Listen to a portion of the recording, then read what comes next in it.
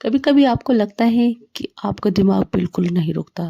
रात को सोने से जाती हूँ, पर दिमाग में सारी बातें घूमती रहती हैं। किसने क्या कहा, मैंने क्या गलत कर दिया, कल क्या होगा। ये सब मैं भी फील करती थी। एक टाइम था जब मैं दिन भर घर के काम करती थी, पर मन में बस एक ही आवाज़ होती थी, मैं ठीक थक गई हूँ, पर कोई समझता ही नहीं था।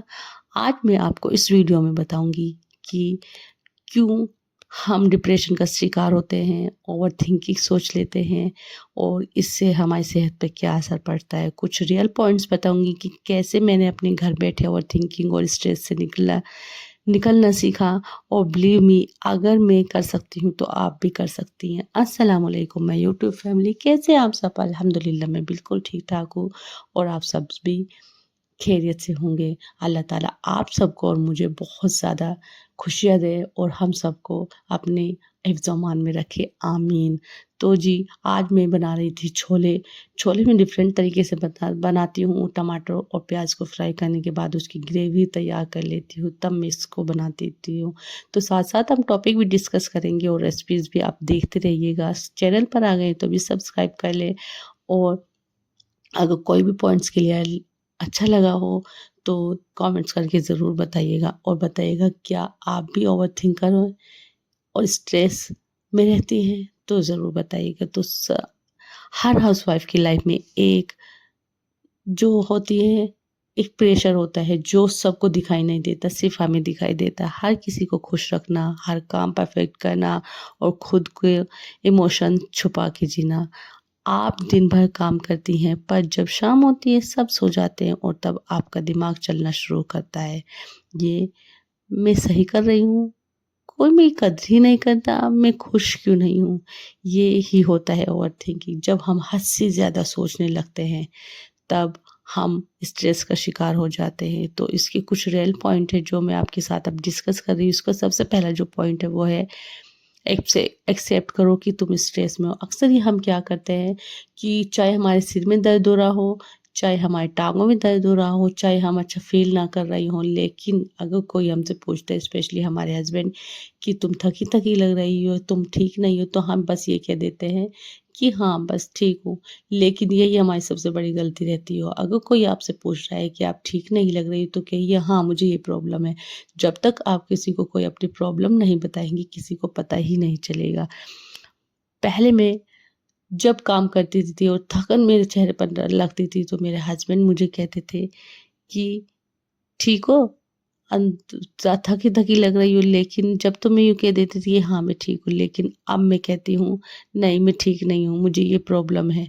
और जब से मैंने स्टार्ट किया है, दूसरों को भी हमारी समझ आने लगी है और तीसरा मैं भी इस स्ट्रेस से निकल गई हूँ कि कोई मेरी कदर ही नहीं करता। जब लोग हमारी कदर तब करते हैं जब हम उन्हें रियलाइज़ कराते हैं। तो आप आज से, अभी से अगर आपको कोई प्रॉब्लम है तो अपने हस्बैंड से या अपने ससुराल में, अपने इन-लॉज़ में, अपने घरवालों से शेयर कीजिए, तभी आपकी प्रॉब्लम वो सॉल्व हो सकती है। अब जो नंबर 2 होती है, अपनी फीलिंग्स लिखो, दबाओ मत। अक्सर ये हमारे अंदर बहुत सी ख्वाहिशें होती हैं, बहुत से बर्डन होते हैं जो हम अकेले अपने दिमाग पर डाले रखते हैं। देखिए, एक बात मैं आपको बता दूँ, अगर आपको कोई स्ट्रेस है या कोई ऐसा ज़हरी दबाव है जिसे आप अकेले सॉल्व नहीं कर सकते, तो अपनी दिल की बात आप किसी को बता दें। और ये बात सही है, जब हम किसी से अपने दिल की बात कर लेते हैं, तो हमारा दिल हल्का हो जाता है। अगर आप किसी से नहीं बता सकते, कोई बात नहीं, आप एक डायरी लीजिए, वहाँ पर अपने दिल की बात लिखिए और रिलैक्स होकर सो जाइए। और किसी से नहीं, लेकिन अपने अल्लाह ताला से आप ज़रूर बात करिए कि अल्लाह ताला मुझे ये प्रॉब्लम है, अल्लाह ताला मुझे ये प्रॉब्लम है। आपकी सारी प्रॉब्लम सॉल्व हो जाती है। और मैं कहती हूँ हर ओवरथिंकिंग, स्ट्रेस, डिप्रेशन, एंग्ज़ायटी का जो मसले का हल है वो सिर्फ़ अल्लाह ताला की इबादत करने में है। जो सुकून हमें अल्लाह ताला की इबादत करने से मिलता है और कहीं नहीं आता। अब जो नंबर 3 पॉइंट आती है वो है अपने लिए 10 मिनट का टाइम ज़रूर निकालें। देखिए, आप जब सुबह सवेर उठती हैं और सुबह का टाइम एक ऐसा टाइम होता है जब चारों तरफ सब सोए हुए होते हैं, उस टाइम आप अपने लिए 10 मिनट निकालें। उसमें चाहे आप अपने लिए कुछ भी फ़ील करें, अपनी इसकी स्किन की केयर करें, अल्लाह ताला के सामने झुके, ज़िक्र अज़कार करें, तिलावत कुरान करें या फिर 1 कप चाय लेकर आराम से पीजिए। ये वाला सुकून आपको बहुत ही ज़्यादा खुशी देगा। और जब आप अपने लिए 10 मिनट निकालना शुरू कर देंगे तो आपके लिए लाइफ बहुत आसान हो जाएगी। मेरी लाइफ तो बहुत ज़्यादा आसान हो गई जब मैंने इन चीज़ों को फ़ॉलो किया है। अब जो नंबर 4 बात आती है, हर बात दिल पे मत लो।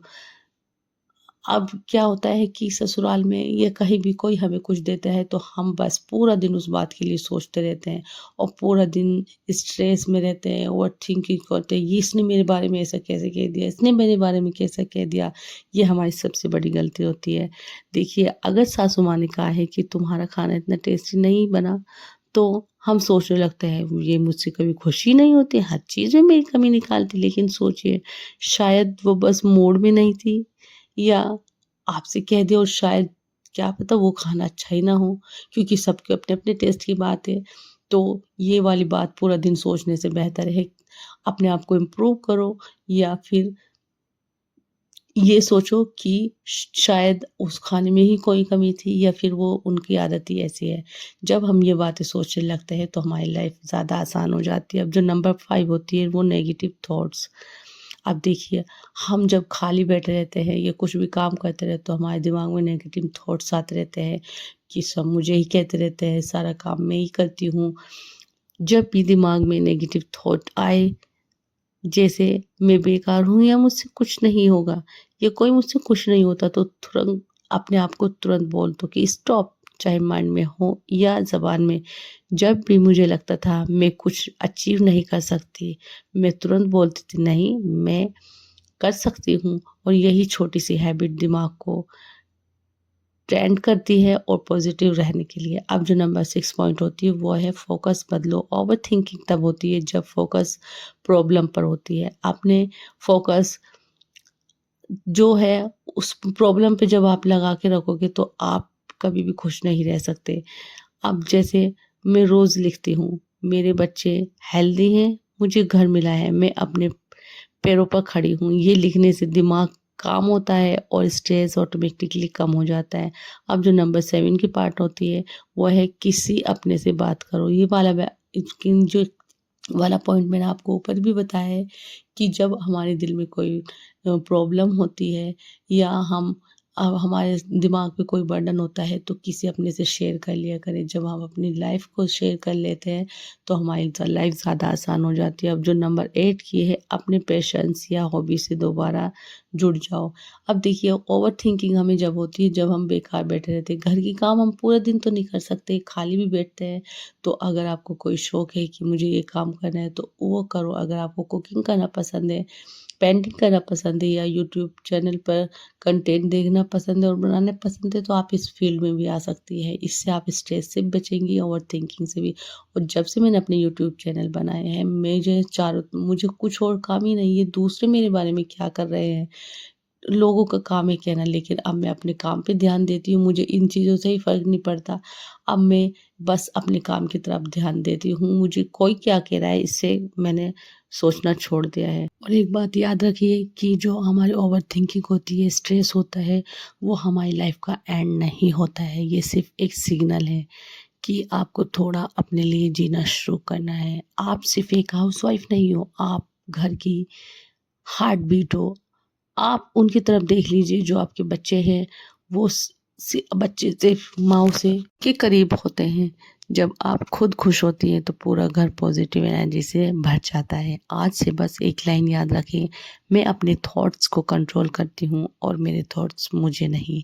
अगर आप भी स्ट्रेस और ओवर थिंकिंग से निकलना चाहती हैं तो कमेंट्स में लिखिए, मैं शांति चुनती हूँ, क्योंकि जब एक हाउसवाइफ अपने मन को संभाल लेती है तो दुनिया की कोई बात उससे हिला नहीं सकती। तो आई थिंक आज का व्लॉग आपको पसंद आया होगा।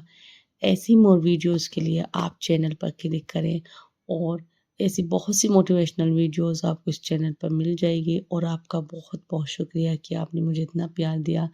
ऐसे ही मुझे प्यार देते रहिएगा, वीडियो तक एंड तक बने रहिएगा। और आप मेरे चैनल को लाइक और शेयर सब्सक्राइब कर दीजिए दोनों को।